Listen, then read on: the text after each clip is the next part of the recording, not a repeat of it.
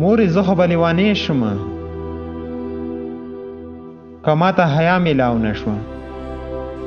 ته مه خفه کېږه بچیه. مورې حیا خو زما داسې دی لکه څه؟ لکه نسواره چونډۍ. د حیا د تر نسوارو چونډۍ ښکاري نو 10 روپۍ پړی ځان ته ولې نه اخلي؟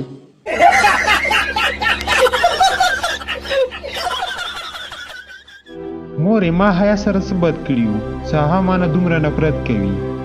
بچیه تا به حیا ته څه غلطه خبره کړې وي چې هغه تا نه خفه ده.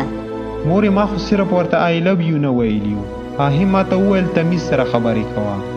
نو بیا دې څه ورته وویل؟ هغه نه بد مې بیا ورته آی لو یو وویل. بیا یې راته وویل تمیز سره خبرې کوه. نو اخري کې مو ورته کلمات تېره کړه. هغه نه بعد مو ورته آی لو یو وویل.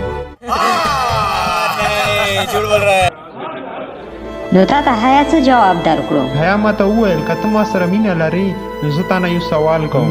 نو ما ورته وویل چې یو نه 2 سواله خو وکړه. هغه نه بعد ما ته حیا وایي مالوی چی شده؟ نو ما ورته وویل لږه راته پوښتنه اسانه کړه. هغې وویل مونږ بړستنو کې څه اچوو؟ نو ما جواب ورکړو چې تیزونه.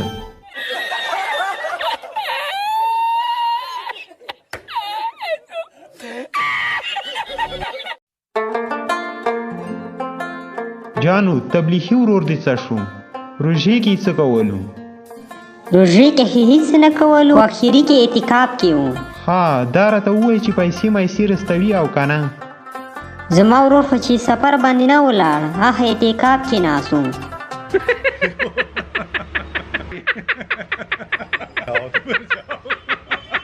جانو زه سکول کې ډېر قابل وم. ما ته به استادانو انعامونه راکولو. نه زه ته سکول کې قابل وې نو زه تا نه یوه پوښتنه کولی شم؟ ولې نه؟ یو په ځای 2 خو وکړه. علامه اقبال څوک و؟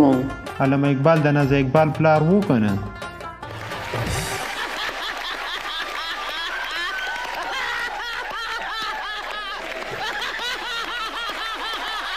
غټي غټي سترګې په پرده کې ګرځوه جنې، دا غټي غټي سترګې په پرده کې ګرځوه جنې، مګر